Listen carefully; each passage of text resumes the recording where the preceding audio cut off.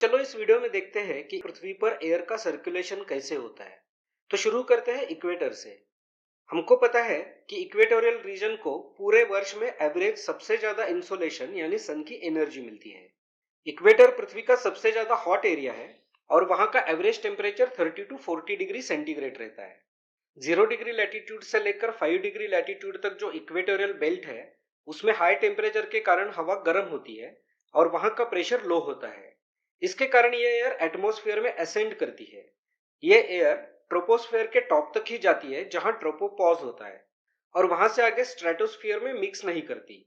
तो इस एरिया में ये एयर नॉर्थ और साउथ दोनों डायरेक्शन में डाइवर्ज होकर पोल्स की ओर फ्लो होने लगती है और साथ साथ ये एयर का टेम्परेचर घटकर ये कूल भी होने लगती है। इस लो प्रेशर बेल्ट और राइजिंग वार्म एयर के कारण इक्वेटोरियल रीजन क्लाउडी और रेनी होता है। हमने देखा था कि लो प्रेशर एरियाज क्लाउडी और वेट वेदर से एसोसिएटेड है। ऐसा इसलिए होता है क्योंकि वाटर वेपर जो राइजिंग एयर के साथ ऊपर जाती है वो ठंडी होने पर कंडेंस होती है और वहां बारिश होती है। एनीवेज, जैसे एयर 30 डिग्री लैटिट्यूड पे सब ट्रॉपिकल बेल्ट में पहुंचती है उसका टेम्परेचर घट जाता है और उसकी डेंसिटी और वेट के कारण वो वहां सिंक करने लगती है। क्योंकि ये सिंक करती हुई एयर कोल्ड है, वो वहां हाई प्रेशर बेल्ट बनाती है। जब ये डिसेंड होकर ग्राउंड तक पहुंचती है तो ऑब्वियसली फिर से नॉर्थ और साउथ की ओर डाइवर्ज हो जाती है। इस डाइवर्जन के साथ साथ क्योंकि सब ट्रॉपिकल बेल्ट में हाई प्रेशर है और इक्वेटोरियल बेल्ट में लो प्रेशर है, ये एयर इक्वेटर की ओर फ्लो होती है और उसके पास आते आते वार्म होकर फिर से राइज होने लगती है। अगर आप स्क्रीन पे देखें तो इक्वेटर से लेकर 30 डिग्री लैटिट्यूड तक ये एक एयर का कन्वेक्शन सेल बनता हुआ दिखाई देगा। इस सेल को कहते हैं हेडली सेल। इसका ये नाम इसलिए क्योंकि इस फेनोमेनन को जॉर्ज हेडली ने एक्सप्लेन किया था।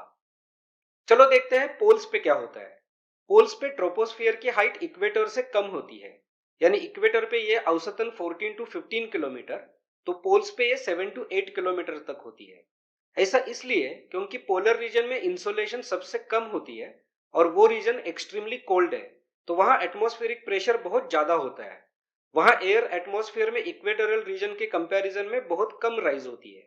इसलिए आप स्क्रीन पे देख सकते हो कि ट्रोपोस्फेयर की हाइट इक्वेटर पे ज्यादा है तो पोल्स पर कम है।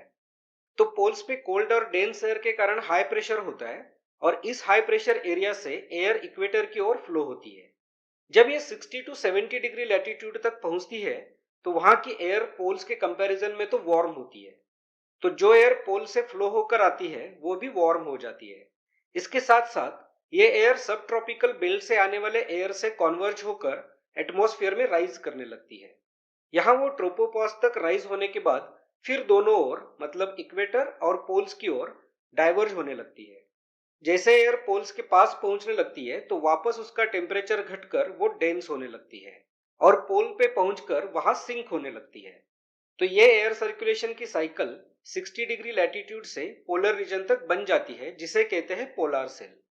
ये दोनों सेल्स यानी हेडली सेल और पोलर सेल्स ये थर्मल सेल्स है, यानी कि ये दोनों भी एयर के टेम्परेचर का बदलाव और प्रभाव के कारण फॉर्म होते हैं। तो अब 30 डिग्री से 60 डिग्री लैटिट्यूड के बीच के रीजन में क्या होगा। 30 डिग्री पे एयर डिसेंड हुई थी तो वहां बना था हाई प्रेशर बेल्ट, जबकि 60 डिग्री पे एयर राइज हुई थी तो वहां बना था लो प्रेशर बेल्ट। तो ऑब्वियसली अर्थ के सरफेस पे एयर 30 डिग्री से 60 डिग्रीज की ओर फ्लो होगी और 60 डिग्रीज पे वो पोल से आने वाली विंड से कॉन्वर्ज होकर राइज होगी। फिर ट्रोपोपॉज से डाइवर्ज होकर इक्वेटर और पोल्स की ओर फ्लो होगी और 30 डिग्री पे इक्वेटर से आने वाले एयर से मर्ज होकर डिसेंड होगी। तो ये जो मिडल सर्कुलेशन साइकिल बना उसे कहते हैं फेरेल सेल। इसका नाम रखा गया विलियम फेरेल के नाम से जिन्होंने ये साइकिल को एक्सप्लेन किया था। फेरेल सेल एक मैकेनिकल सर्कुलेशन साइकिल है क्योंकि ये टेम्परेचर के प्रभाव से नहीं बल्कि एयर के डाइवर्जेंस और कॉन्वर्जेंस से बनता है। अब आप ये अंदाजा लगा सकते हैं कि 60 टू 70 डिग्री लैटिट्यूड पे लो प्रेशर बेल्ट के कारण वेट वेदर होता है, यानी इक्वेटोरियल वेदर के सिमिलर कंडीशंस होती है। हेडली सेल्स और पोलर सेल्स में विंड स्पीड काफी ज्यादा होती है। ये दोनों सेल्स में लैंड सरफेस काफी प्लेन है, यानी इनमें ज्यादा माउंटेन्स नहीं है बल्कि प्लेन्स या डेजर्ट्स है, तो इसके कारण भी विंड स्पीड काफी ज्यादा होती है। जबकि फेरल सेल में विंड स्पीड कम होती है। हमने सीजन्स ऑफ द अर्थ वाली वीडियो में देखा था कि अर्थ के रोटेशन के कारण ट्रॉपिक ऑफ कैंसर और ट्रॉपिक ऑफ कैप्रिकॉर्न के बीच में सनराइज की इंटेंसिटी कैसे वेरी करती है जिससे हमें सीजन्स देखने को मिलते हैं। तो दिसंबर में नॉर्थ पोल सन से दूर होता है और साउथ पोल सन के पास होता है। तो दिसंबर में हेडली सेल साउथ की तरफ मूव होता है। इसके विपरीत जून में होता है जब नॉर्थ पोल सन से करीब होता है, तब हेडली सेल नॉर्थ की ओर मूव होता है। तो यह सेल का लोकेशन हमेशा फिक्स नहीं होता, बल्कि depending on position of the earth ये थोड़ा थोड़ा नॉर्थ और साउथ की ओर मूव होता रहता है। इन सेल्स के कारण पृथ्वी पर 7 प्रेशर बेल्ट्स निर्माण होते हैं। पहला है इक्वेटोरियल लो, जो कि 0 to 5 डिग्री लैटिट्यूड पे लो प्रेशर बेल्ट है और यहाँ का वेदर वेट होता है। फिर सब ट्रॉपिकल हाइज, जो कि 30 डिग्री लैटिट्यूड पे हाई प्रेशर बेल्ट्स है। ये दो बेल्ट्स है, एक नॉर्थ में और एक साउथ में। फिर है सब पोलर लो, जो कि 60 to 70 डिग्री लैटिट्यूड पे लो प्रेशर बेल्ट्स है।